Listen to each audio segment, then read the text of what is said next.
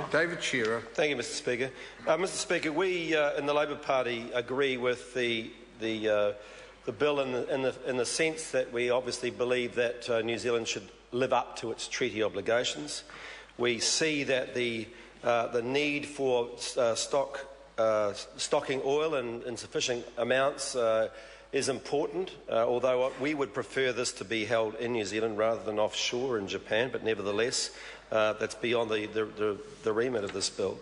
And we do realise that that is essential part, is an important part of our obligations under the International Energy Programme to contribute and hold with New Zealand a 90-day stock of oil. The forecast cost of the current method of meeting New Zealand's IEA stock holding obligation, the ticketing regime, will not be fully funded by the existing vote appropriation. And in the absence of further intervention, New Zealand would become non-compliant, therefore, with its EIA obligations, and we don't want to do that. So this bill provides for the purpose of the existing petroleum or engine fuel monitoring levy to be extended so that that levy revenue can be used to meet the costs associated with the Crown's compliance with that agreement. And it removes the present maximum levy rate and provides for the levy rate and fuels for which the levy applies to be set in the case of regulations by order in council. So while we agree with the need for New Zealand to be compliant with our treaty obligations, we recognise why that treaty is in place and why that treaty exists in order to ensure we have stability in an essential commodity, oil, from which our economy depends, and our lives, just about pretty much every function of our life depends.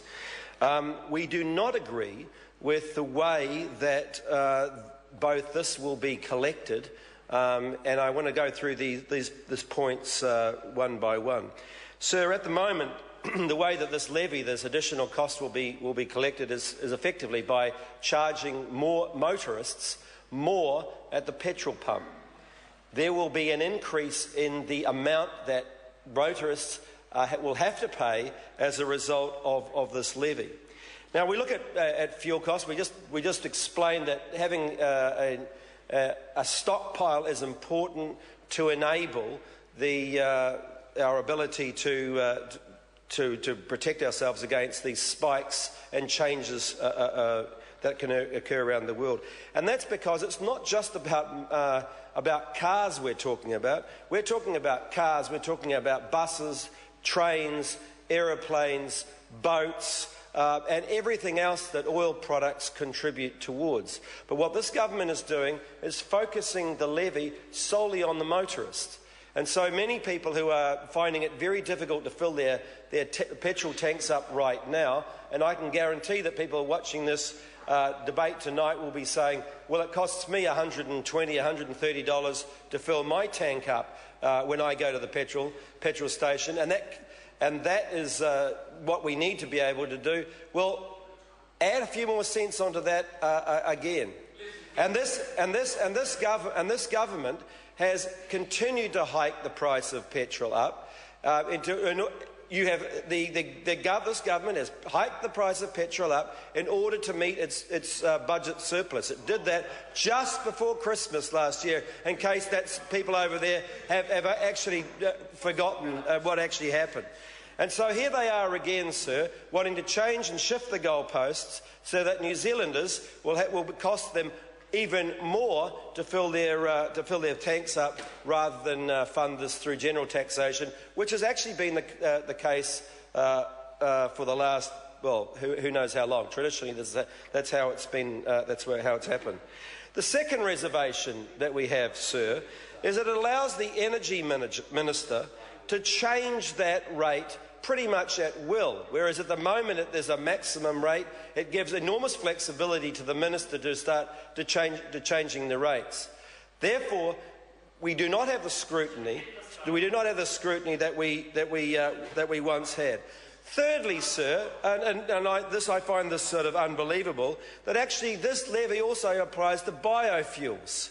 And why are we putting the same levy on biofuels, which is part of our energy future in terms of what we want to try and be, which is independent of the current fossil fuels?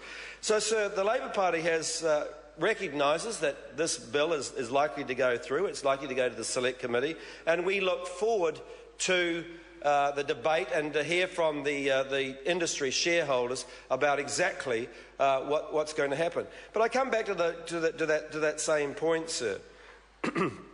Oil is an essential commodity, and we would like it to be less essential. We'd like to be less dependent on it, and over time we will want to transition away from fossil fuels and onto renewable, and that's certainly from the point of view of the Labor Party where we want to be headed. We want to see New Zealand being 100% reliant on renewable energy, and certainly internally within New Zealand, we believe that by 2020 we can be 90% there, and by 2030 or 2035 we can be 100% focused on renewable energy in terms of what we achieve. Now that will go hand in hand with the developments that we see in the future around increasing number of electric cars, what we hope would be a rollout of more efficient public transport that would take the reliance off cars that this government certainly has not been supporting. In fact, it's been embarked on an enormous road building project rather than on trying to support the idea of public transport, more efficient public transport. It's for that very reason, for example, in Auckland, sir, that the rail loop has been put out to 2020. 2020, sir, means we'll pay up to $500 million more for that rail loop, and that when electrification comes on stream this year, something that the Labor government initiated, and I'm pleased to see that this government has continued on with it, we will have our trains in Auckland will be so chock-a-block that they will not be able to function because of the absence of a circular rail loop that enables more efficient use of public transport in Auckland. So to say that this government is behind the efficient use of public transport is obviously wrong. But coming back to the point that I started with here, which is that the way that this will be funded is through an increase in people's petrol prices. They will be paying more for the petrol that they put in the tank. And when they go into that petrol station, as many people do now, and they hold their breath and they're getting their petrol in $20, $25 lots because they can't afford to fill their tank right up, they should remember that this government is responsible for increasing the petrol price at their tank again.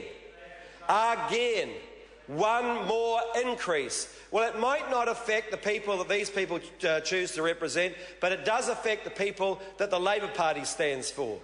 And we believe that where we're going with this is wrong, where we are giving the Minister of Energy increased flexibility around putting the price up whenever they might choose to do that is wrong. And the fact that the levy applies to biofuels and an industry that we want to see more of in New Zealand, sir, that is also wrong as well.